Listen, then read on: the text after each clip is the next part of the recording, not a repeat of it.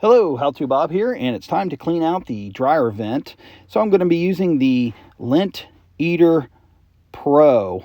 So we'll take a look at the situation I have here. I have a dryer that exhausts out below the soffit. It'll come down to about here, and the vent goes up and over to here. On the inside, the dryer goes up the wall, across the ceiling. So I'm going to need about 15 feet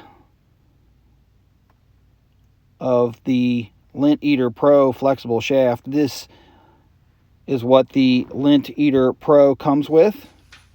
We have the direction, we have some fittings, looks like a little bit that goes on the end of the shaft, the directions here, and then there's some fittings that go onto your dryer coupling for the shop vac, a little fitting that goes on to your dryer vent hose, and a couple of brushes are included. Also included are 4 flexible shafts, about 3 foot long each. I had to go out and purchase an additional one so that I could get the length I needed. These just snap together with a little push pin.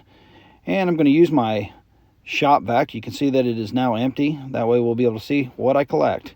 So we're going to start out by putting the brush on inside the fitting, hook up the shop vac, and slide the fitting into my dryer vent. This is hooked up to a drill that I'm going to turn on slow speed and then push the shaft up into the dryer vent. Once I get to that point, I'll get another shaft and click it into place, put my drill onto the next extension, click that into place.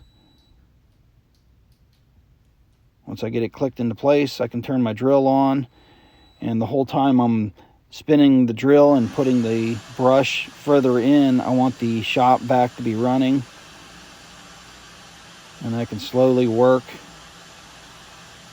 the brush all the way through my dryer vent.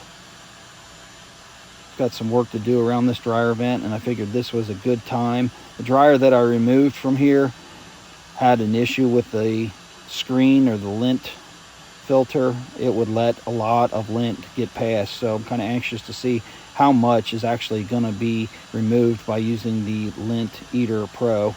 So I'll just work it back and forth in the area of that shaft until it gets all the way in, and then I'll use the little tool to remove it. There's a little pin that you press in to remove, and the new one will just snap into place. The next one will just snap right in.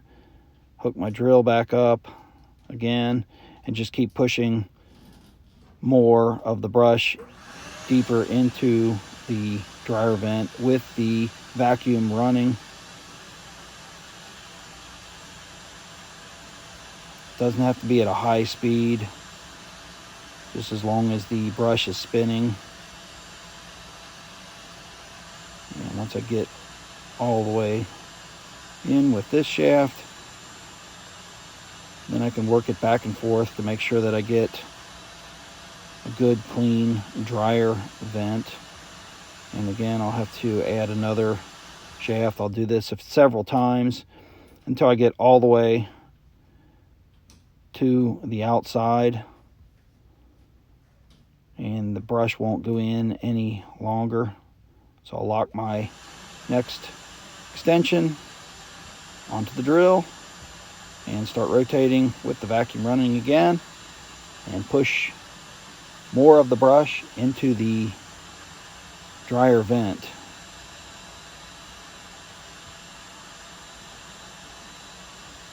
Just keep working it in and back out.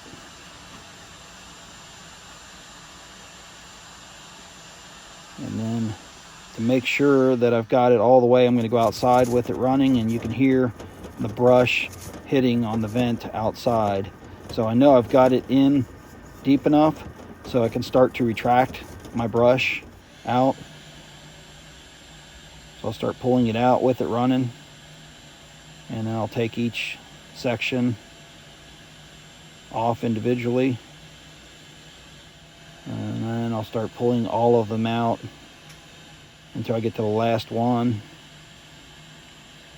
And I'm going to use the drill still just to keep pulling things towards the vacuum. Hopefully that'll get me a nice clean dryer vent. We'll see what we get at the end here. Removing all the extensions from my flexible shafts.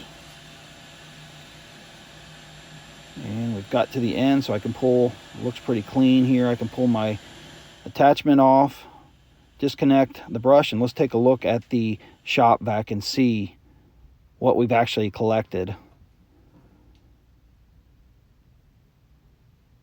Wow, the filter was completely clean before I started this, and the shop vac was completely empty. You can see there's quite a bit in here, so this is a testimony on how the Lint Eater Pro works. If you like this video, make sure to subscribe and hit that bell icon. I'm How To Bob. Thanks for watching.